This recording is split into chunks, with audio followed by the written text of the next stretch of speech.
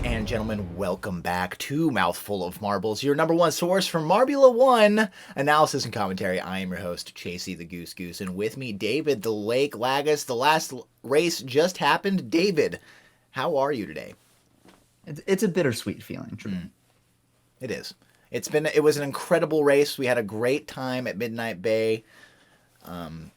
Let's get into it right now.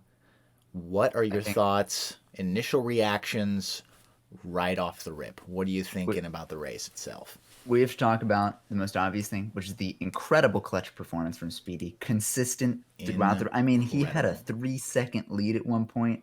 Speedy was dominant today. When the Savage Speeders needed it most, he qualified first, finished first. Everything he needed to get a win. He not only got them the championship for the constructors by a decent margin over the Hazers, but he got his individual championship, which, talk about the individual standings, which were incredibly close. One point between each of the top three. And we don't even get Prim on the podium. That's really disappointing for Prim because Prim, I mean, the whole season we were talking about Prim being the MVP, and he really sort of fell apart these last two races. I mean, not dramatically.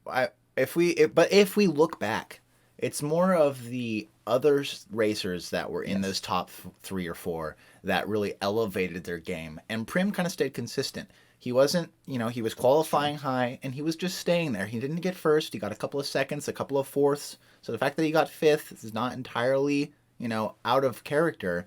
It's just the other marbles really clutched up today. It was an incredible race by Speedy especially. The longest race of the year, and I believe he only didn't lead. He was only in second for like 2 of the laps. Otherwise, he was way ahead for the majority. That Prim overtake was super impressive. Prim then, overtake. Of course, Prim let it go, slipping off the belt. If Prim maintains that, think about how much different our reactions, our takes would be right now. If Prim maintains that lead, then I believe, and I could be wrong about this, but I believe with Hazy finishing in 8th, Speeders in 2nd wouldn't have won the championship. I believe they would have lost the championship. So the Hazers would currently be Marbula 1 champions. And that leads me into my other point, which is the converse of Speedy's clutch performance for the Savage Speeders. Really a bit of a choke for the Hazers here from Hazy. I mean, going in to the weekend, an 85% chance to win Marbula 1, and he qualifies 15th. Now, he got stuck on the belt. There was an issue there in qualifying, and Speedy probably got an unfair advantage in qualifying. But I mean, you can say that, but in the race, he proved that he deserves that lap time. And if anything, I think his lap times in the races were almost all better than his qualifying. So, and Hazy obviously showed he was much better than his qualifying performance. He made his, I think he got as high as 6th, maybe even 5th in the race. Fell back again, though, unfortunately. He sort of clearly outspent himself in the early part of the race trying to get up there. Couldn't maintain that position. Fell back a little bit, and then worked his way up again near the end. But it wasn't enough for the Hazers. Definitely, I think you can call that a bit of a choke. At least just his coming off the belt in qualifying. That in itself was the choke. Pretty much killed them. A second-place performance, though. Still good. Second place overall in Marbula 1. Great. Yeah. Just when you're that close to getting first, it's hugely disappointing. Yeah. And speaking of those overtakes and other random parts, let's go to our new favorite segment, the instant reaction. Speedy is so clean right now. Speedy is so clean. No, Prim! Hazy bad off the belt. Prim! Great move from Prim to take the lead. And around the final turn, and having a little trouble getting out of the belt. It's going to be neck and neck on the exit. Oh, no. Speedy gets the better lead. No. And Prim. But it looks like Mauer's in first because Speedy's so far ahead. I know. And what is happening? Oh, Snowy almost made the move on Prim. Draft down the front stretch. Snowy made the move. Snowy made the move. Well, that was all Snowy. That was all Snowy. My God. Oh, Snowy took the pit lane! Snowy! Oh my gosh, I thought it was the end. Marbula 1 World Champions. Wow. Speedy dominant. Snowy and dominant. Prim, Clutter, Momo, Rezi, and I think does Speedy win the individuals then? championship leading Hazers. What a twist of events. It's just some fantastic moments of the race where we were very excited. I mean, at one point I was like, man, this race is getting pretty long because we're used to a little bit of shorter races, only 9 or 10 laps, but 16 laps. I remember looking down at lap number 7 being like, oh my gosh, we're only halfway through. Could hardly even handle it. Yes, Greg Woods, please, let's have longer races. That'd be. I don't think Greg Woods. If Greg Woods is in charge, I don't know. He's not in charge. But Greg Woods is talking, so I'm going to talk to Greg Woods because he's just the best. I love me some Greg Woods. But as predicted by yours truly, I did predict Speedy would win. I've talked in the past, and I don't want to toot my own horn here, but I have talked in the past about Mallard and the Green Ducks. That's true. Doing extremely well at the beginning of the year and then falling completely off. Probably the biggest fall off this year, I would say, besides Team Galactic, who we haven't even talked about. Starry finishing in 15th where he started. 15th. Not a good race. Team Galactic. Team Galactic really needs to think about what they've done. And the Green Ducks, a great showing. Also, Snowy.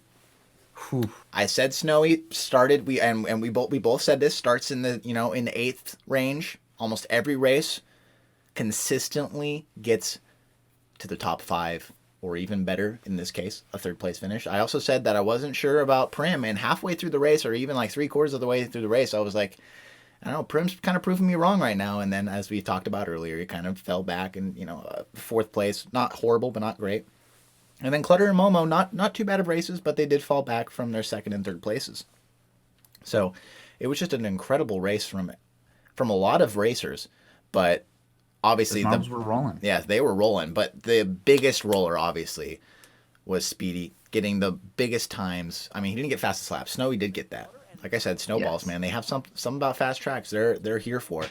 But we actually need to talk about Snowy's fastest lap because him getting that fast lap actually catapulted him into 2nd in the overall racer standings. Yep. Right above Smoggy. Without that fastest lap, he gets 3rd, Smoggy gets 2nd. So that's a huge fastest lap. That has big implications, hitting those contract incentives like we've talked about. Mm-hmm. Unbelievable there.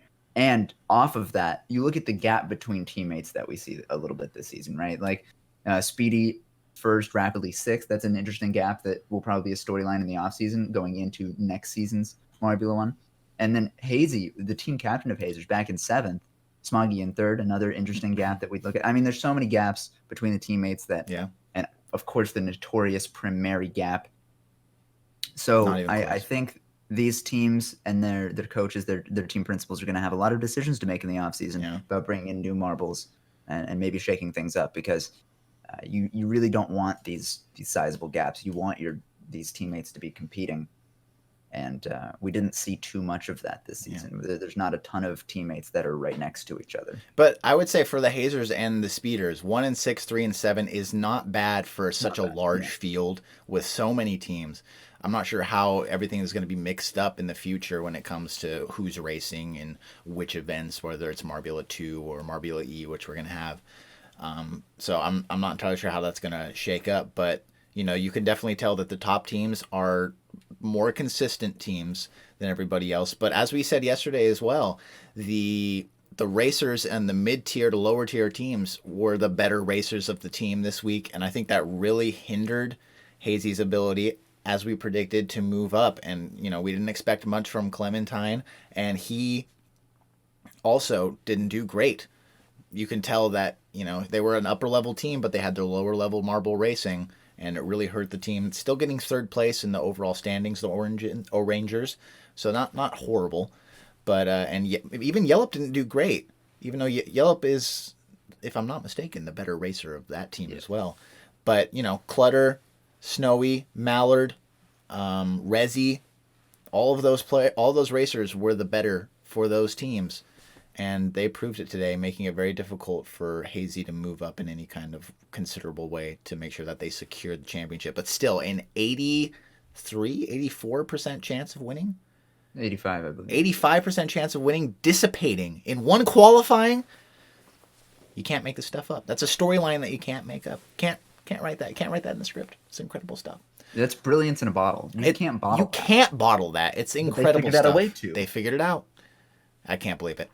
Well, guys, It's been a great season so far. Been really enjoying it. You guys have been great in the comments and subscribing. We're, as I've said before, growing exponentially. We really appreciate it. We will be continuing on through the next couple of months, or however many races are going to have. I know we got some Marbula E stuff coming up, hopefully, in the next couple of weeks. We have some more Marbula 1 content, too, we have to keep in mind. We're going to have some debates that we'll have about the season. We'll have some topical intrigue. It'll be great. Yeah, so be looking forward to that.